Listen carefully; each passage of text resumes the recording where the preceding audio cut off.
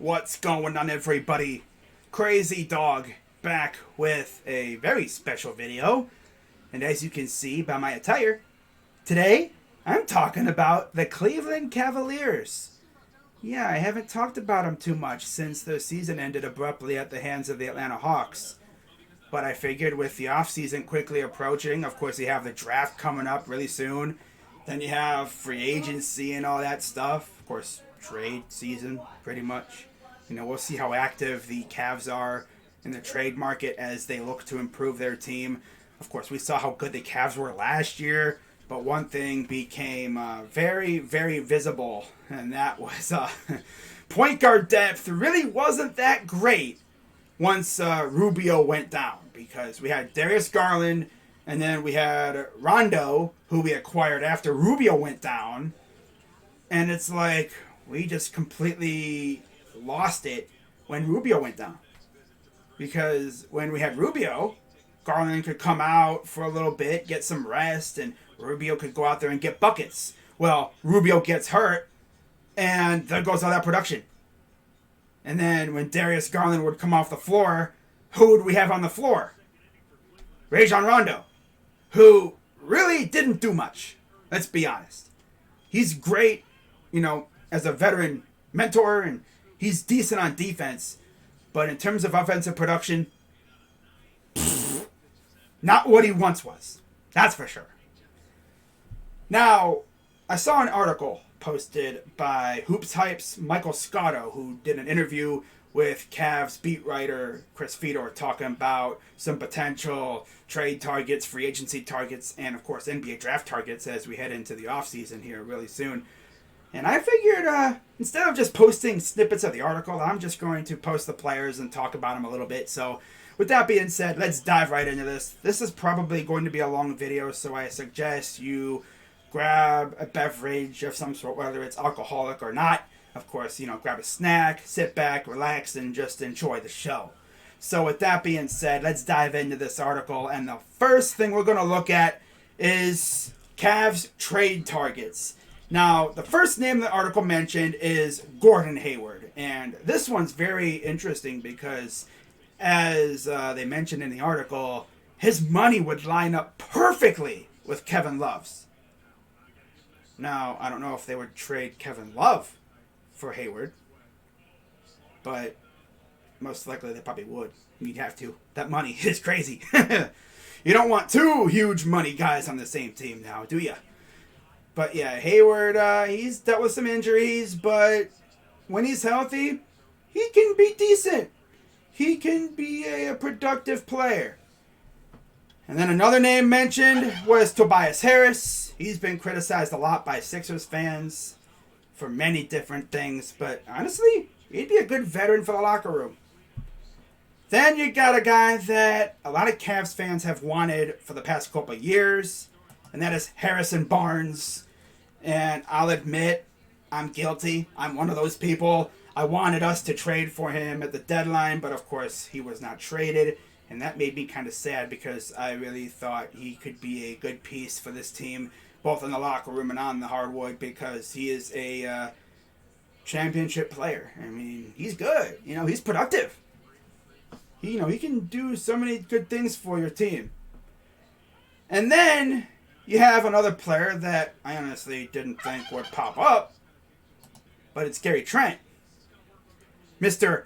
30 points a game. There was a span this season where this dude was scoring 30 points a game.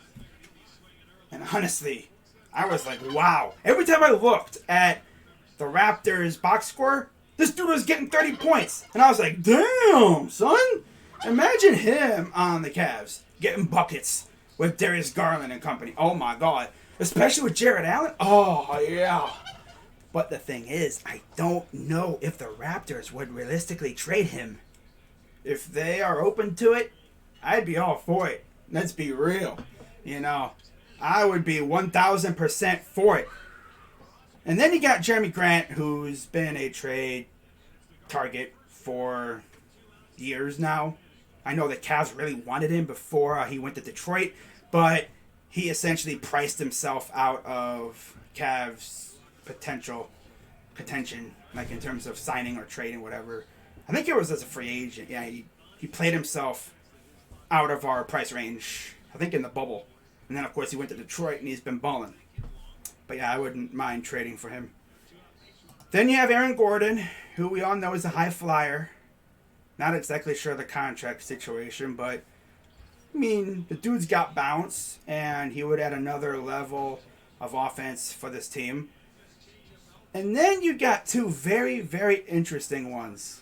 The first one, now this would make me laugh. Andrew Wiggins.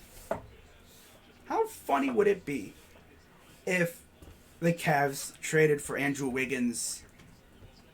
Of course, we traded Wiggins to the Wolves for Kevin Love. Well, how funny would it be if we traded for Andrew Wiggins, and most likely, I don't know what we would send to the Warriors for Wiggins. But yeah, honestly, I wouldn't mind it at all. And then the final possible trade target named in this article. Now, this one isn't confirmed because he hasn't officially been made available, but if he was, I mean, why not? You know, he's an Ohio State alum, and he's a really good player. He'd be a great backup point guard behind Darius, and that is Mike Conley. Like I said, Jazz haven't officially made him available, but from what I've heard in the article and stuff, if they made him available, the Cavs would be interested. He'd be a fantastic veteran for this locker room, and he would be a great backup behind Darius Garland. You know, he's not a notorious bucket getter, but he can score some points here and there, and that's all we need. That's really all we need. We just need a guy who can hold it down while Darius gets a breather on the bench. That's all we need, you know?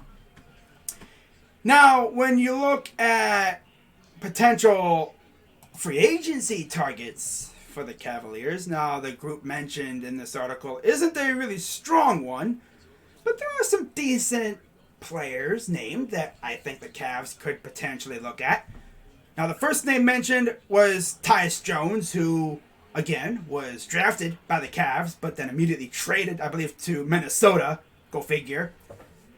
On draft night, like immediately after we drafted him, we traded him away. Then they named DeLon Wright, followed by Kyle Anderson, a guy that I heard the Cavs were interested in if the Wolves, the Grizzlies made him available, but they didn't, of course.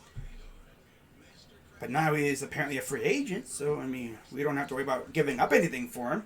We just have to make sure that we can outprice any team to get him, and I don't know if we'd be able to do that. The next name is Goran Dragic, who I'm sure would take a vet min to come here and be our backup until Rubio comes back. I think Dragic would be the guy that we'd sign if we were sure Rubio will be back on this team next year. Which, by the way, when it comes to Rubio, word on the street is he may not be back until middle of the season. So, yeah, I mean, Dragic wouldn't be horrible. I just don't know if he'd be my number 2 point guard behind Darius. But like I said, you know, we would just need someone to hold it down until Darius came back from the bench.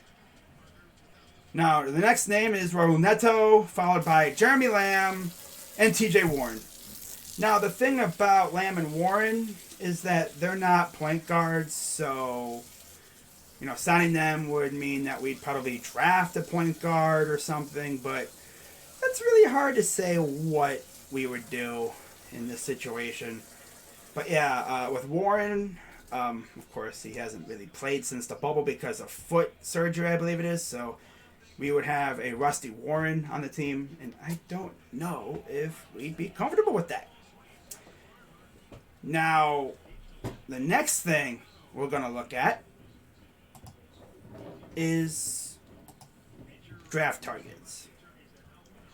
Now, this article mentioned a couple of names, such as Malachi Branham from the Ohio State University, Johnny Davis from Wisconsin, Benedict Mathurin from Arizona, Ty Washington from Kentucky, Jeremy Sohan from Baylor, and Terry Eason from LSU.